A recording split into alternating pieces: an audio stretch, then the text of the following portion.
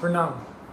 मैं सार्थक रंजन, पप्पू यादव जी का पुत्र, और मैं नहीं चाहता था कि हमारी मुलाकात ऐसे हो, पर जैसे पापा कहते हैं कि समय और परिस्थिति के सामने किसी का बस नहीं चलता है, तो प्रणाम स्वीकार करिए मेरा। और मैं कल जो हुआ उसके बारे में बात करना चाह रहा हूँ। कल दो घटनाएं हुई, एक जो बिल्कुल नहीं होनी चाहिए थी और दूसरी के बारे में सोच के सुकून मिलता है।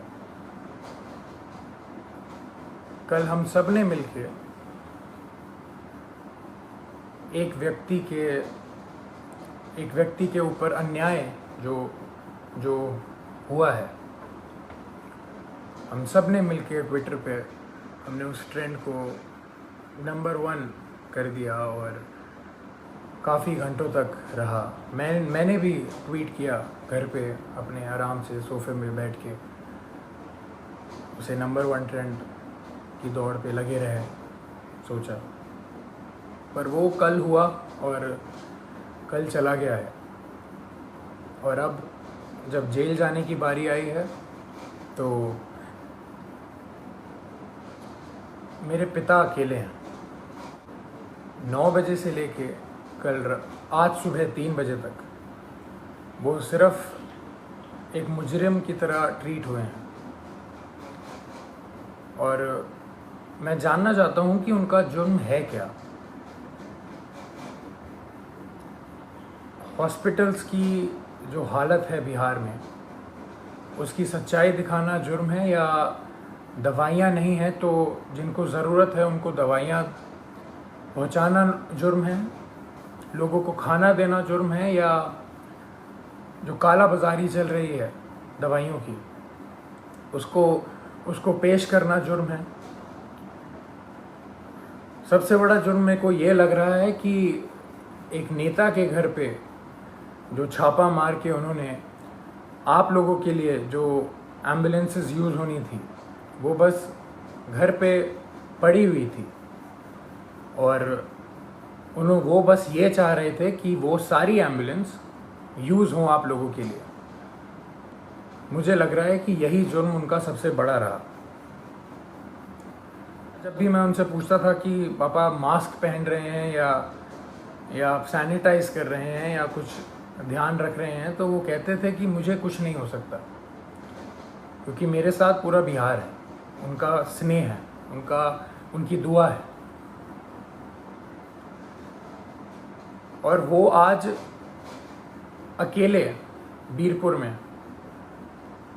पूरी रात नहीं सोए हैं और अकेले हैं, और जहां उन्हें रखा गया है वो बिल्डिंग किसी भी वक्त टूटने के दम पे है।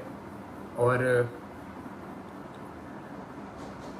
जब ऐसा व्यक्ति इतना काम करके, इतनी सच्चाई से काम करके अकेला पड़ जाए तो बुरा लगने वाली बात है ये।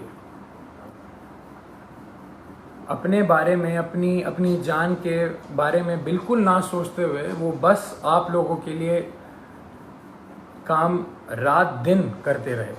हॉस्पिटल में छापा मारना हो तो पप्पू यादव जाएंगे, खाना देना हो तो पप्पू यादव देंगे, दवाई देना हो तो पप्पू यादव देंगे, बेड चाहिए, ऑक्सीजन चाहिए, एम्बुलेंस चाहिए तो पप्पू यादव करेंगे। अभी हमारे बीच पप्पू यादव कौन बनेगा? कहाँ से लाएंगे हम दूसरा? हम उन्हें अकेला इस टाइम पे नहीं छोड़ सकते। मैं बेटा हूँ इसलिए ये सारी बातें कर रहा हूँ, नहीं। अगर मैं सिर्फ एक बेटे की तरह सोचता तो शायद मैं उनको ज़बरदस्ती बहुत पहले घर बुला चुका होता, पर मैं एक नागरिक की तरह सोचूं तो बहुत बुरा लग रहा है। जो आदमी रात दिन एक करके सिर्फ दूसरों के लिए जिए और उसके साथ ऐसा अन्याय हो, मैं चाहूँगा हम सब एक साथ मिल के इस भ्रष्टाचार के खिलाफ जो मुहिम मेरे पिता ने छेड़ी है, लाखों की कतार में हम एक सब मिल के इसके खिलाफ आवाज़ उठाएं और मेरे पिता को जो जो जीत हमेशा देखी है उन्होंने बिहार के लिए, वो रास्ता, वो राह, वो पथ पे हम सबको चलते रहना है। इसी में उनकी सबसे बड़ी खुशी और सबसे बड़ी जीत है।